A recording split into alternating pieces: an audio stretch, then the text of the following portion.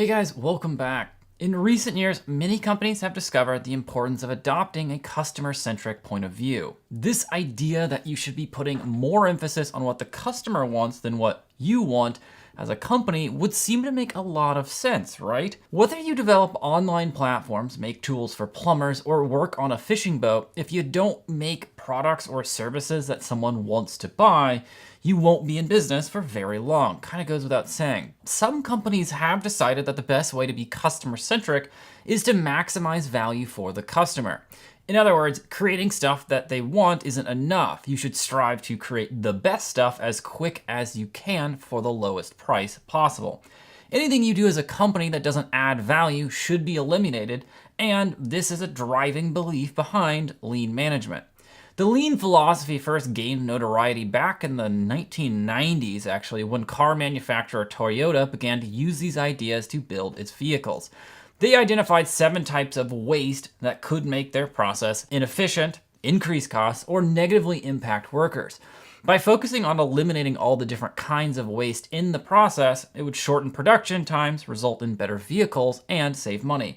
This would allow them to then reduce prices. Toyota thrived after they adopted the lean philosophy, and other manufacturing companies like Ford, John Deere, Nike, and Intel eventually followed suit. In fact, Intel notes that it once took them 14 weeks to introduce a new chip to a factory, but after adopting lean and the lean philosophy, they shortened that time to about 10 days. But lean isn't just for manufacturing companies. More recently, software developers have adopted lean to produce websites, apps, and platforms of their own.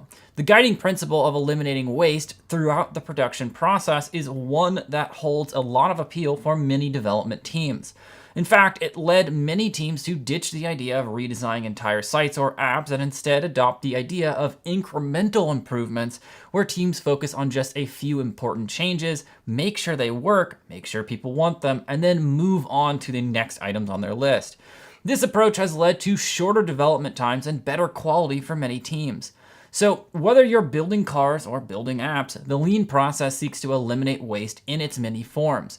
That waste could be caused by any kind of delay in the production process, speeding through your production process unnecessarily, too much work being done on features you don't need, too much inventory sitting in space you shouldn't be paying for, moving your workers, materials, and equipment around too much, and any mistakes or defects that you have to fix.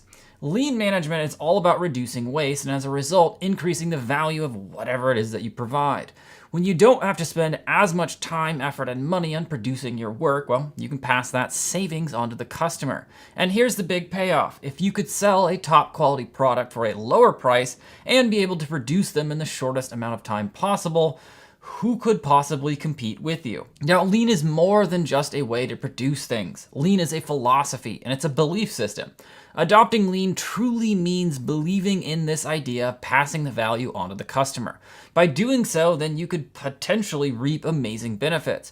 Beyond sales, well, you could see customer satisfaction because, well, you make great stuff, and customers will stay with you longer, so better customer retention. Your work could even create brand evangelists and a massive following, but you need to believe in the principles behind lean from the beginning to the end of your process. So that means getting everyone on board. Your entire team needs to agree to the goals, the process changes, and the new way of doing things. It especially means leadership believing in lean and giving it a chance. Lean relies on monitoring results and using data to guide future changes. To maximize value, you'll need to depend on the numbers and see what works. But many lean teams also become pretty innovative because they experiment in order to try and improve their process all the time.